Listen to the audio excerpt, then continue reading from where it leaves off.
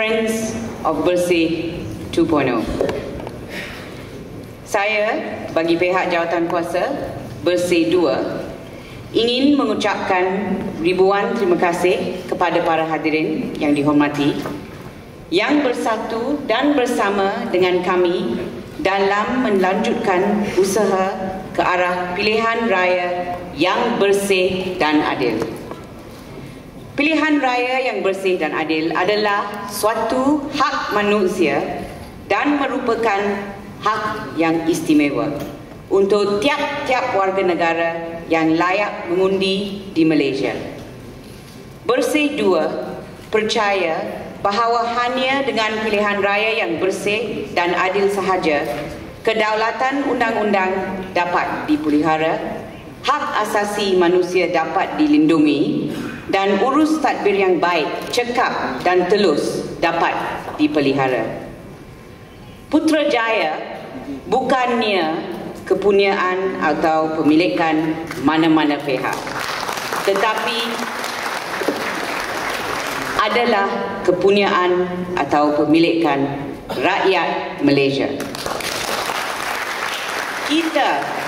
Kita rakyatlah yang akan menentukan siapa yang berjaya mentadbir di Putrajaya.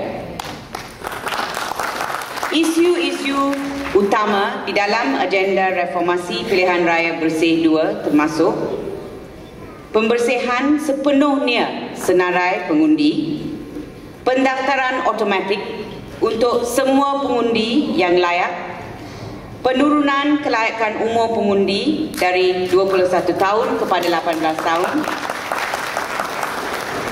penggunaan dakwat kekal bagi menghalang pengundian berganda dan penipuan, reformasi dalam pengundian pos, akses media yang bebas dan adil untuk kesemua parti yang bertanding, tempoh kempen minimal 21 hari, amalan-amalan adil dan profesional dalam persempadan kawasan supaya mengurangkan pembahagian kerusi dan undi yang tidak seimbang, reformasi dalam urusan kewangan pilihan raya bagi memastikan ketelusan dan menghadkan kecenderungan terhadap politik wang, pentadbiran yang tidak berat sebelah di semua peringkat kerajaan, hak semua pelajar berumur 18 tahun ke atas untuk mengambil bahagian di dalam politik.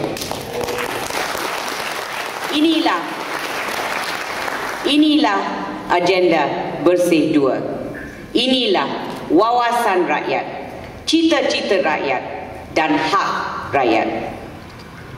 Ladies and gentlemen, in 1957, a little over 53 years ago, our first Prime Minister, Tunku Abdul Rahman, said in our Proclamation of Independence, bahawasanya kerana telah tibalah masanya bagi umat Persekutuan Tanah Melayu ini mencapai taraf suatu bangsa yang merdeka, lagi berdaulat, sama setimpal kedudukannya dengan segala bangsa seluruh dunia.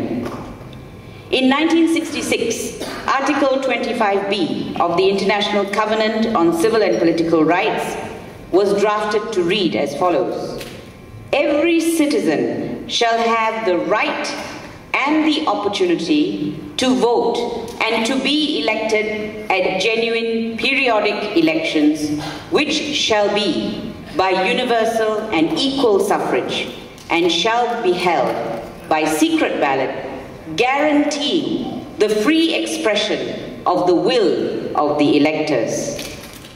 Yet, in 2010, we still say that our elections are not free and fair in Malaysia. In terms of elections in this country, we have not yet achieved, in the words of Tunku Abdul Rahman, taraf suatu bangsa yang merdeka lagi berdaulat, sama setimpal kedudukannya dengan segala bangsa seluruh dunia. I have mentioned earlier some of the key areas of reform sought by Bersih 2.0. These reforms are critical. Today, 4.2 million eligible Malaysians have yet to register as voters. The government refuses to implement automatic voter registration, claiming that it violates the right of people to choose whether or not to vote. You can see the flaw in the argument. I don't have to tell you the flaw. There's a serious flaw in that argument.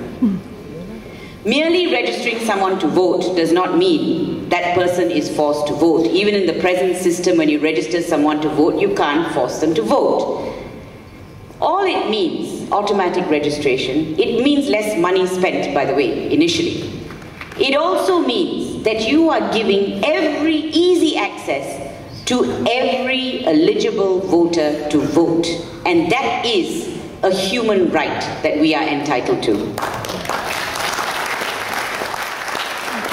Now, reducing the voting age to 18. You have heard from a young man why he thinks he should be able to vote. He's absolutely right. You can get a license at 18. You can join the army at 18. In other words, you can shoot and you can get shot on behalf of the country at 18. You can join the police at 18. Why can't we vote at 18? And let me tell you, this is not a new thing in this region. In Bangladesh, Cambodia, Myanmar, Hong Kong, India, Laos, Nepal, Pakistan, Philippines, Thailand, Vietnam, Timor-Leste, the voting age is 18. In Indonesia, it's 17. So we are way behind. And we must bring about a mindset change. Because when you mention 18, everybody says, oh, no, too immature. It can't be done. It just cannot be done. It's not true. It's happening around us. So we must also make sure that we bring this reform into being. Then, of course, we have the varying size of the constituencies in this country. We start with the premise that each vote must carry equal weight and equal value. How fair is it that 6,608 people are eligible to vote for the Putrajaya MP, while 112,224 persons are eligible to vote for the Kapa MP? What does that tell you? That means the value of the Kapa vote is not even 20% the value of the Putrajaya vote, when in fact it should tend towards equality. We have also said you must have adequate time for campaigning during elections. In 1955, it was 42 days. In 2008, it's 9 days. In recent times, it can be even less. There cannot be free and fair elections if there is insufficient time for the Rakyat to get to know the candidates and what they are able to do in the constituency if elected. Freedom of the press and free access to media is another issue. The country's information machinery should be neutral at all times and offer airtime to all political parties. In fact, we should start the system of having debates. We've seen debates before. It has happened. Nothing wrong with it. Why can't we have political debates in the run-up to the elections? Then people can make the right choices. Then you know.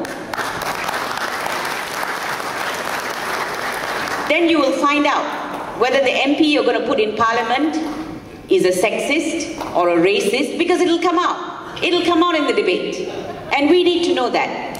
Because I will not vote a sexist into Parliament, I can assure you of that. Neither will I vote a racist.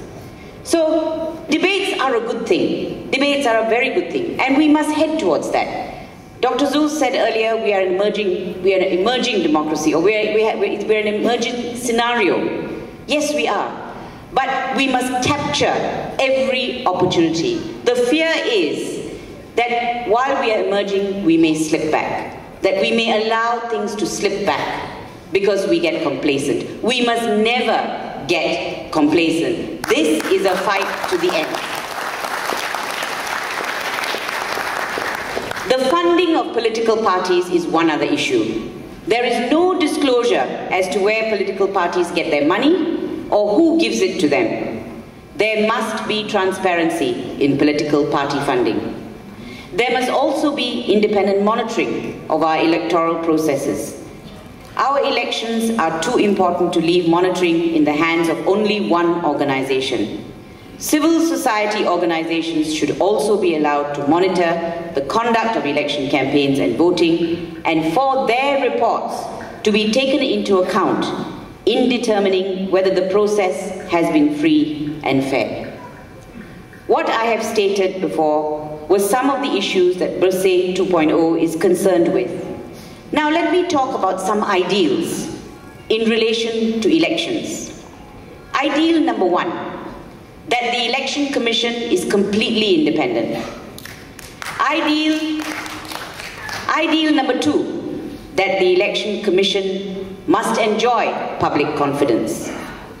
Ideal number three, the electoral system gives all electors reasonably convenient opportunities of going to the polls. Ideal number four, the number of electors within each constituency in a state ought to be approximately equal, save that regard can be had to special geographical or other circumstances. Ideal number five, bribery and corruption to induce votes is illegal. Ideal number six, every vote carries equal value. Now these are only some of the ideals. I haven't put everything down. But what is interesting is these ideals are solid starting points. What is interesting is that all these ideals, these 6 ideals that I mentioned earlier, are all contained in our federal constitution or our election laws. It's all there. If you don't believe me, let me read you Article 1142 of the Federal Constitution. It says, in appointing members of the Election Commission, the Yang di-Pertuan Agong shall have regard to the importance of securing an election commission which enjoys public confidence. Sub 3 says, a member of the Election Commission shall not be removed from office except on the like grounds and in the like manner as a judge of the federal court. Under our federal constitution, the Election Commission is completely independent. That was the intention of the federal constitution. That was the intention, but that is not the people's perception. The people's perception, unfortunately, is that the Election Commission is another government department. And that is something that they will have to change. And I will tell you a little later on about a meeting that we had with them yesterday. The guidelines, I read about the guidelines of constituencies, that it must tend towards equality. You remember me reading that as an ideal. That's in our federal constitution too. That's in Schedule 13. Again, that is there. The provisions on electoral offences are in the Election Offences Act. So all we need is for all parties concerned to live up to these ideals that are already in our laws. I'm not saying it's perfect. We need more. We need more ideals, yes. But what a starting point. If we had a completely independent election commission and we followed all those guidelines and we put a stop to bribery and corruption in elections, we would have taken a very big step. Now let me ask you, what is the point of an Elections Offences Act if no one is going to be charged under it, despite its blatant violation? Our politicians, in my view, may have shown no respect whatsoever for the Election Offences Act. And that is because they know no one will be charged under that act. So we have rampant use by various parties of government assets and of course taxpayer money to promote a candidate of a particular party. We all know it's happening, we can see it. I know it's wrong, you know it's wrong, the law says it's wrong, but the parties still get away with it.